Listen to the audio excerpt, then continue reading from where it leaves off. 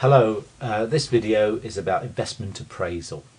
We're going to look at investment appraisal, which is about large firms or large industries, corporations, banks, where they invest fairly large amounts of money and then they will get returns on that money coming back in over the next few years, periods of time.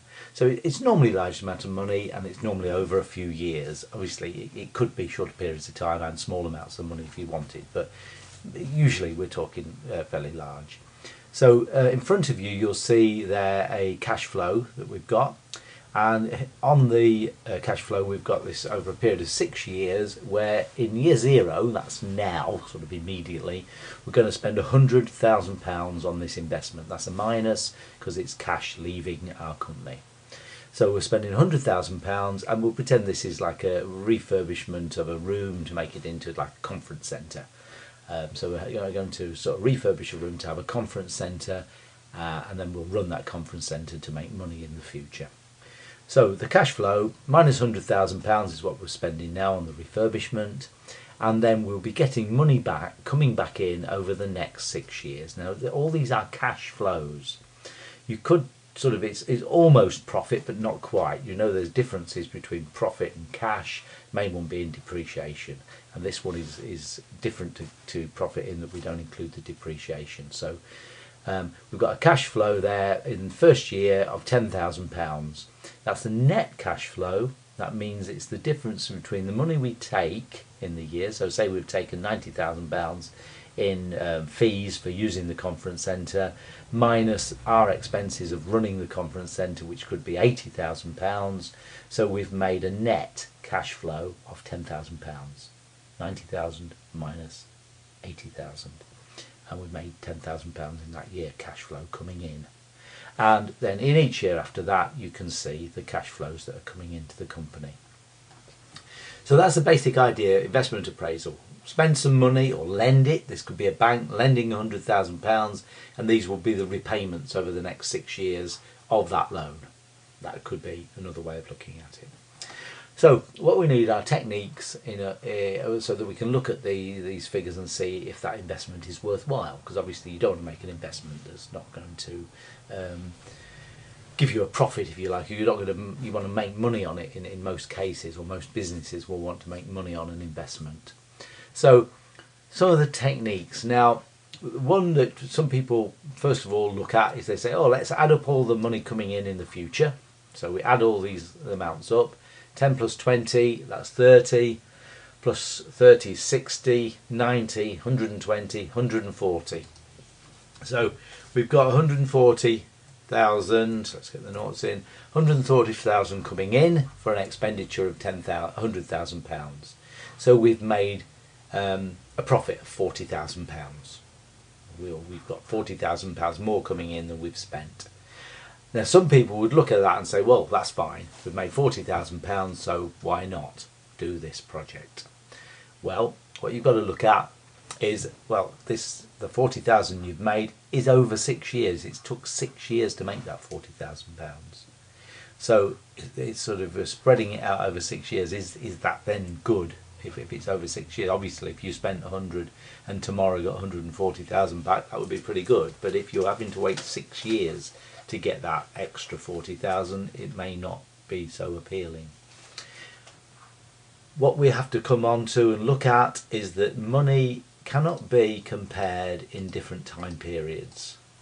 All these amounts are coming in different time periods, and simply you can just look at this and say, well, that 30,000, that's coming in after year 3, but that 30,000 is coming in after year 4. Which would you rather have? If you were given the choice, I'll give you 30,000 in year 3, or I'll wait till year 4 and you can have 30,000, which would you rather have? You'd rather have the money quicker, 3 years, get it back, because once you've got it, the idea is that then you can reinvest it, you can put it in a bank, you can put it into a new project and start earning money on it again.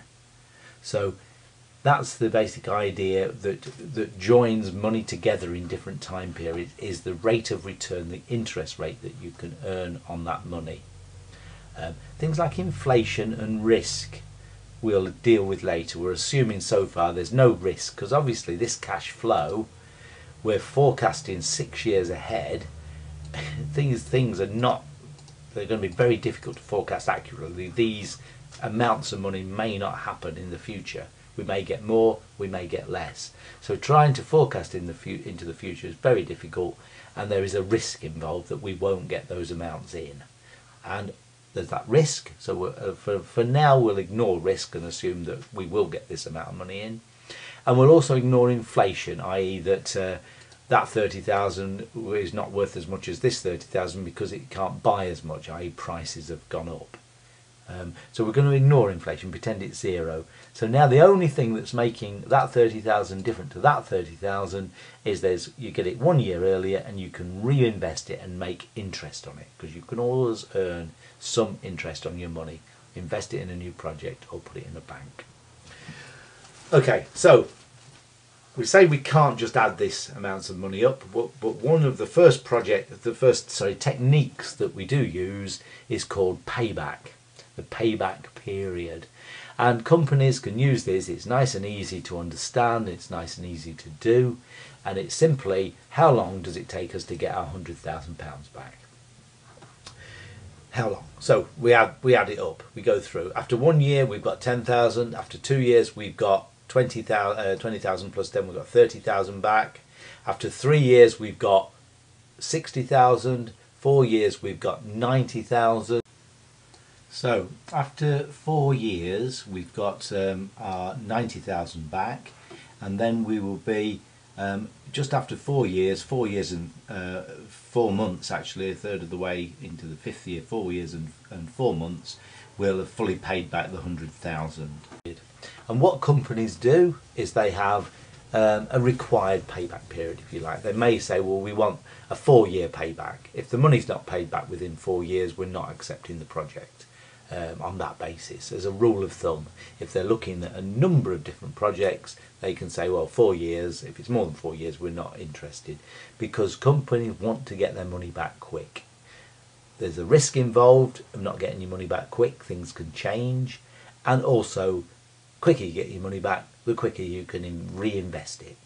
So it's quite a sound idea, really. So the payback period, that's how that works. How long does it take to get that initial investment back? The second method we can use is what's called the accounting rate of return.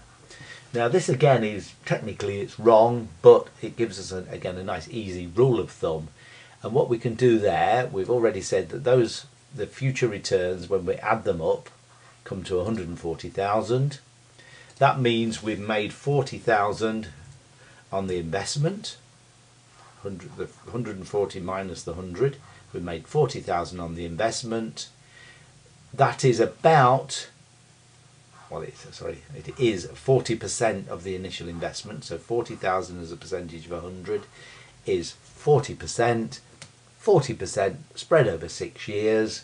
40 divided by 6, it's about 6 or 7% per annum.